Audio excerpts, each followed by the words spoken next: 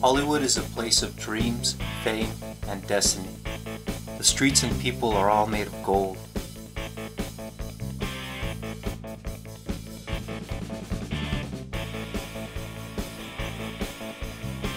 Hollywood is located in the heart of Los Angeles, which is known for its growing population of Chicanos and Latinos. The Los Angeles film industry has a great global influence.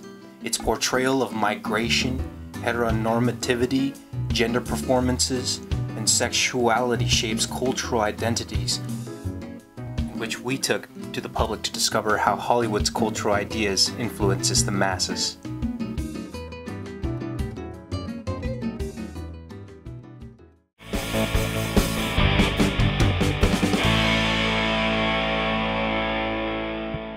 So what comes to mind when I say immigration? America. Foreigners. People coming from other places to America. What comes to mind is immigrants coming to America trying to make a better life for themselves. People are jumping over the fence. Illegal aliens pretty much in general. Okay. Okay. What comes to mind when I say Latino? Latino. Us. Us. Yeah, us.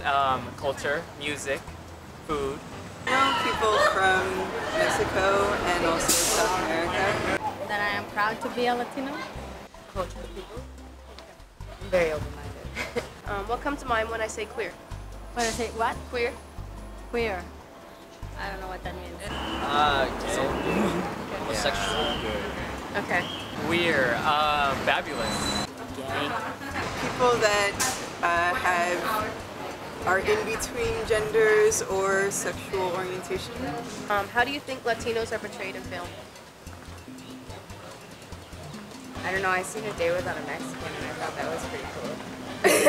I remember as a kid seeing La Bamba. I thought that was great. That was a positive, beautiful thing. For the most part, stereotypical. Like what we think of them, like maybe like gangsters or a lot of them in one house or, you know, Puerto Rican flag everywhere, stuff like that. They're just typical stereotypes, I guess. Well, I mean, they're stereotyped as like cholos and like gangsters and thugs. And There's good and bad in everything, so. Migration has been a way of the world since the beginning of time. When nations formed and politics came into play, migration became politicized immigration. Today, Americans believe some of the issue are due to politics and the way immigrants and migrant experiences are portrayed in movies. We were segregated, and we looked upon, we were brought up that the Caucasian, the white race, better than us, and we would never amount to anything, that we were real good working with our hands, and we could be good laborers, but never that would they say that we would be doctors and lawyers and these professionals' occupations. And every single film that Hollywood pops out makes immigration seem extremely horrible, extremely bad, and tells women, oh, you're going to get raped, you're going to get raped, and you're going to get raped. And men, it tells them, you're going to die, you're most likely going to get caught, and don't do it, you will die. And that's why when those films get released to other countries that are just eating up everything that Hollywood throws at them, it lets them know, like, hey, you should stop coming here because things are bad here. You know, like the whole road, it's not worth it at the end. honestly, I can't really think of any films with much immigration except for The Day After Tomorrow, where the irony is that everyone's immigrating to Mexico to get away from all the weather stuff that's happening, and it's really ironic because of how the past decade, how lawmakers have been trying to enforce strict immigration laws and just basically trying to keep the Mexicans out, and how in The Day After Tomorrow the Mexicans are trying to do that to the Americans. From the early days of film, filmmakers have used Latinas and sexualized them to establish the stereotype of the exotic and erotic, luscious Latina, depriving them of power and social mobilization. Many spectators of these films take this stereotypical character as a model of how real Latinas are. There's some where they're like always like maids and always cleaning and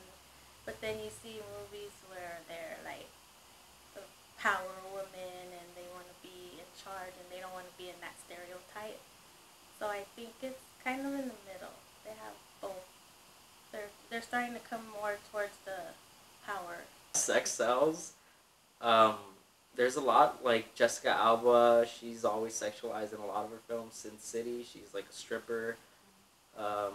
Sofia Vergara in Modern Family, she's always like push-up bra, nice dress. People aren't gonna watch if she's not like that, which is a shame. I mean, it's just Hollywood would always see a foreign actress or a foreign figure that goes into any film. We always show them as exotic, sex appealing women who are there to, you know, like take over the man's mind. Our women are beautiful. The men are handsome. But yet again, you know, in the movies they'll get a female. They'll get a female, and she's beautiful and all that. But then they use her just as a sexual thing. Whenever you think of Latina, you mean fierce. You hear it's sex, and it's just. I mean, when I hear Latina, I see the color red. Anglo-American filmmakers began implementing the villainous Latino in early films. These men were considered bandits who sought to kidnap powerless women and destroy the white man. Over the years, the image of Latino men in film has transformed into a stereotypical pachuco from the barrio, associated with gangs, drugs, and money. These characters become the embodiment of the audience's perception of the Latino male. To me, Latino machismo is portrayed as Latinos having a lot of pride in what they do, like having pride in getting their jobs done, having pride in taking care of their families. Hispanic men are always portrayed as cholos, gang members, basically guys that have gone to prison and done time, and it's just really absurd because not all Hispanics are like that. Men are for cleaning the yard, fixing the cars, working hard, and the women are more, you know, maintaining the home and having the kids, and a little bit of career is getting in there, but I think it's basically the same. This one movie I saw with this with Benjamin Bratt, as I mentioned before. He's a really Hispanic macho guy, and he's got a son, and his son is a really good student. He's also kind of they're not cholo-ish, but they're like in that like category kind of, but they're not dirtbags or anything kind of. The dad used to be, but the son is like a good student and everything. Turns out the son is gay, and the dad doesn't know that. So the dad is just too proud to like not accept his son. He like wants to change his son, but you know, in the end, the dad has to swallow his pride and love his son for who he is. There are different ways of defining queer. In contemporary times, it is used to denote sexual and gender minorities. In terms of identity, queers are those who stray from sexual, familial, societal, and cultural norms. Latino characters who break these barriers have as much as an impact on the audience perception of Latinos as stereotypical characters do.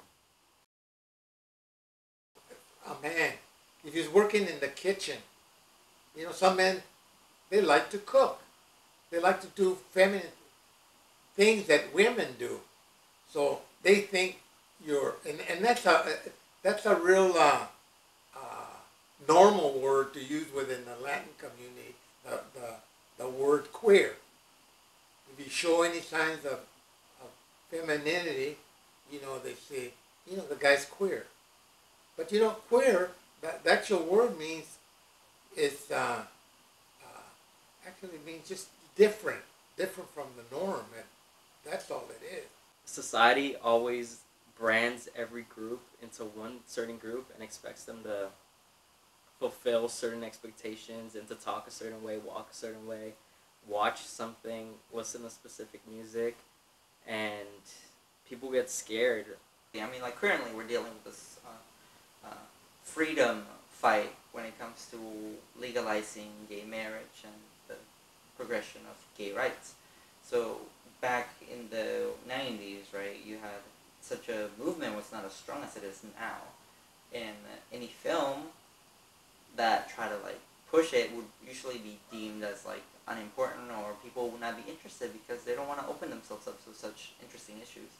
And now that's the gay marriage and the gay movement is really strong and very popular, films that would release strong gay characters are most likely going to be accepted in our society, because if Hollywood takes in money, I mean, if there's an audience, there's a movie, and when there's an audience, that means there's profits. So if they release something that's appealing to an audience, then they're going to make money, and then Hollywood would be happy. These different perspectives show that the portrayal of Latinos has not changed much. Immigrants are still seen as a burden.